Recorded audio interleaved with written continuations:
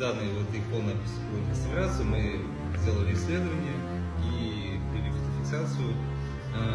Основные ее проблемы то, что у нее сильно загрязнение поверхностного слоя, особенно золота. И мы подобрали состав для удаления загрязнений золота и произвели вот таким методом очистки всей поверхности.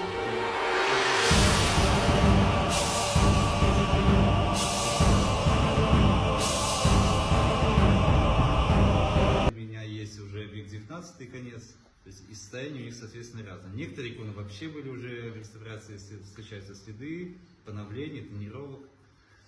Вот. Поэтому здесь каждой вещи придется применять подход индивидуальный.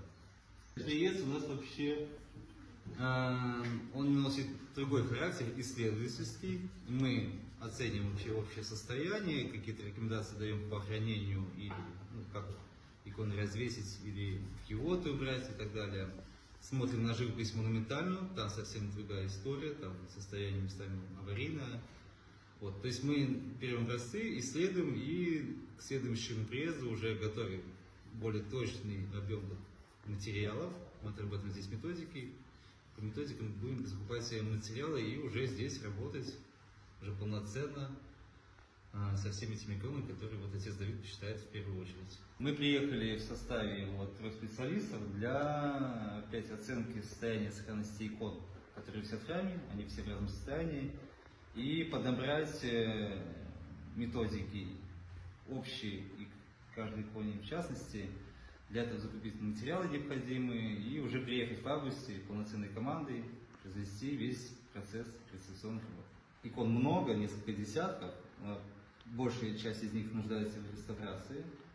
Особых икон, мы просто бегло сейчас прошли, там есть интересные, Спас Рукотворный, особенно почему-то отец Давид порекомендовал его, обратить на него внимание.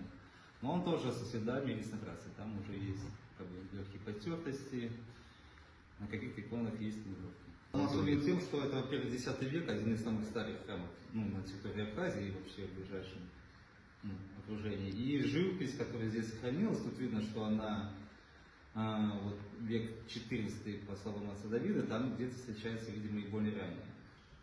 Сейчас я работаю с иконой образ Пресвятой Богородицы Целительницы. Икона была сильно запылена. Здесь в нижней части были множественные потемневший и помутневший лак, который пришлось удалять. Также ожоги были при плотности красочного слоя в виде пузырей от свечей, от лампадной лампы тепло шло, получились ожоги. Также множественные загрязнения были по золоту. Было выполнено укрепление, расчистка, удаление загрязнений, подведен реставрационный грунт. И сейчас я на стадии тонирования нахожусь.